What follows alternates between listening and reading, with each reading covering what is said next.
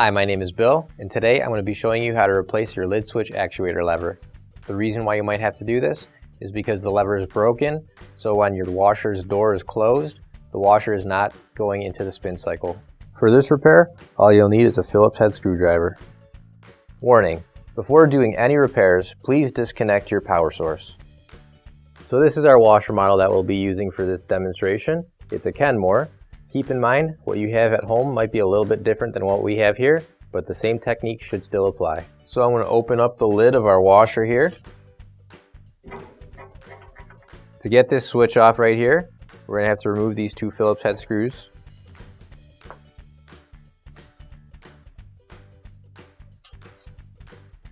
So now while I undo the second screw here, I want to hold up on the switch so it doesn't fall inside the washer on me.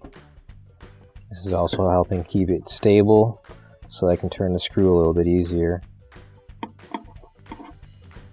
So now that we've got the screws out of the switch here, there's a piece of plastic housing around the switch right here that I'm removing first. And now there are two wires that are plugged into the switch itself, which I'm also unplugging. And you can see here, I took it out just how it was hooked up inside. So you had a wire coming out of here and a wire coming out of here. So you just pull them straight off, just like that. And then this entire piece comes out. And now that comes off like that. And we've got our old switch actuator right here. So we're going to get rid of that and get our new one. Now you can grab your new OEM replacement lid switch actuator lever. If you don't have one already, you can find one on our online store. So what we're going to do is we're going to put our switch in here first. And to do that, we're just going to line this up, slide it in. Then we've got two holes here where our screw goes in. And you're going to want to make sure those are nice and lined up all the way through on the other side, because we've got the screws that are going to come out on this end here. We can put this back underneath here, and I'm going to plug in our wires. And now I'm going to get our housing. What I'm going to do is I'm going to make sure that that tab goes in between this space right here of the housing. So I'm going to have to angle it just a little bit when I first put it on.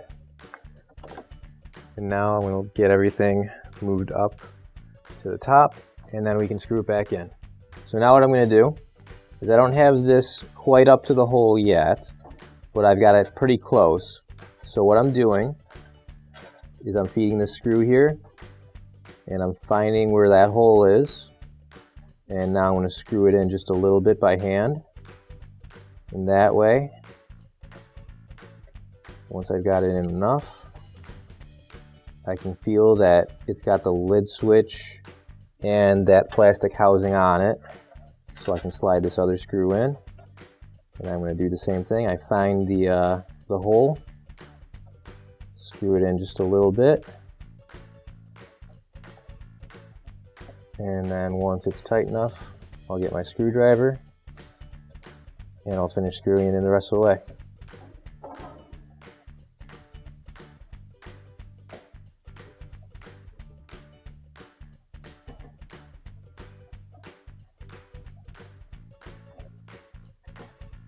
Now we can close the washer door,